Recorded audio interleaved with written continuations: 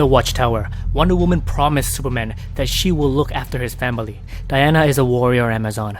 Playing babysitter isn't her forte. She grows more impatient by the minute. Lois draws her attention to the monitor. The brawl between Superman and Doomsday got a bit more crowded. Masked agents are attempting to contain the creature. Their plan? Get Doomsday into the gate so they can beam the creature to their holding facility. They only have seconds before.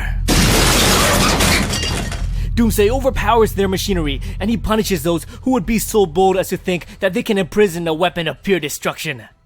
Superman got the few moments he needed to catch his breath. He couldn't save the lives of those men who tried to contain his foe.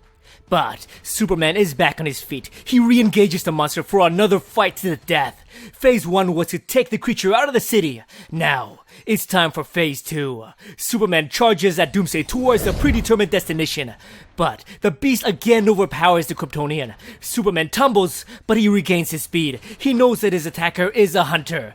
It's time to play cat and mouse. Wonder Woman and company observes the battle from the safety of the Justice League Watchtower. John is confused. Is his father running away? No, says Diana. Your father wants him to follow. Doomsday caught up with his prey, but the Man of Steel puts up a fight. This is good. Superman is close enough to his destination, so he throws Doomsday as far as he can. Doomsday crash-landed exactly where Superman wanted. His fortress of solitude. The Man of Steel returns home, and he commands his AI to activate the Doomsday defense protocol. The turret begins to unload everything they got of the creature. Full load particle beam as Superman screams. The cannon stuns Doomsday. Superman follows up with a flurry of earth-shattering punches, but the monster will not give him an inch. He won't be able to execute his plan. Doomsday will not stay down. Wonder Woman arrives in the nick of time. She offers much-needed distraction for the Man of Steel to execute his plan. Superman grabs his makeshift Phantom Zone projector, points it directly at Doomsday, and he turns on his weapon. John and Lois screams out in joy. Their hero came out victorious. Wonder Woman is proud to fight beside a Superman once again. Clark is just relieved that it's all over. Metropolis. His city is in disarray, so Luthor is doing what a hero should. He helps in any way that he can. Moments later, Superman returns. The two speaks in private. Superman barely spoke a few words before the billionaire took control of the conversation. He says that he knows what this Superman thinks of him. A criminal, a murderer. But where is the proof? Luthor encourages Superman to look around. It was Luthor who stayed behind to look after the people of Metropolis. These people now look at him as a beacon of hope. Superman, the real Superman, is dead. Lex Luthor is more of a Superman to the city than the man he is currently talking to. Clark White had enough of Luthor's speech. He flies off to check in with his family. Luthor still has plenty of questions as to who this Superman truly is. Luthor is determined, and he will get his answers. Superman returns to the League Watchtower, where he reunites with his family. Mr. Oz observes the entire thing. He offers the congratulations to the Man of Steel for conceiving a plan to send Doomsday to the Phantom Zone. But his efforts are futile because Mr. Oz intercepted the projection, and finally, Doomsday is his. What's going on, guys? Welcome to Comic Island. My name is Joey, and thank you so much for watching our coverage of Action Comics issue 962. So, the fight of the century finally ended. I mentally prepared myself for an ending like this, so I wasn't as disappointed as I should be. We knew that Doomsday was only a mini-boss for Superman to fight. We also knew that Superman couldn't win by trading blows with Doomsday. I'd actually assumed that Doomsday would have been taken out by the agents of Mr. Oz, and Superman was left wondering what happened.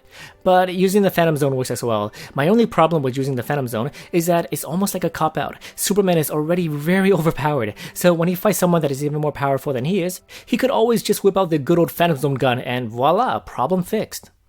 The ending of this fight now sets a precedence moving forward. Whenever Superman fights someone powerful like Doomsday, I'll start to ask the question, why don't we just send him to the Phantom Zone? It's a double-edged sword that Dan Jurgens is wielding, so I hope he moves with caution every time he chooses to bring up the Phantom Zone machine.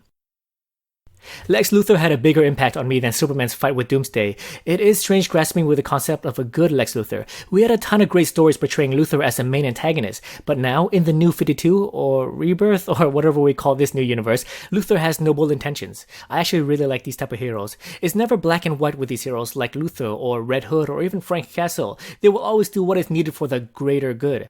It's like the age-old question, would you kill Adolf Hitler before he grew up and did everything that history said he did? Would you? I can imagine Frank Castle, Red Hood, and Luthor pulling the trigger and tapping themselves in the back right after they kill Hitler.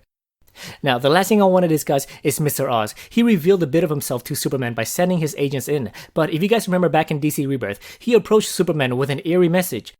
So the scene with Mr. Oz's agent trying to catch and imprison Doomsday might not be a game changer after all. If anything, Superman might figure out that Mr. Oz wants Doomsday for whatever reason. And of course, the cliffhanger ending shows that he actually does has Doomsday. Whatever reason Mr. Oz has to catch Doomsday, I'm not really that interested anymore. At this point, I feel like Dan Jurgens is milking it a bit too much.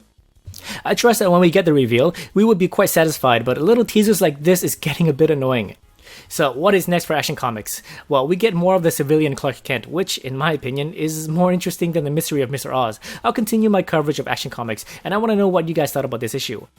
Were you happy about the ending, or were you a bit disappointed? Please let me know in the comments below. Thank you so much for watching my review of Action Comics issue 962. And as always, if you enjoyed this video, please like, subscribe, and I'll see you guys next time in Action Comics issue 963.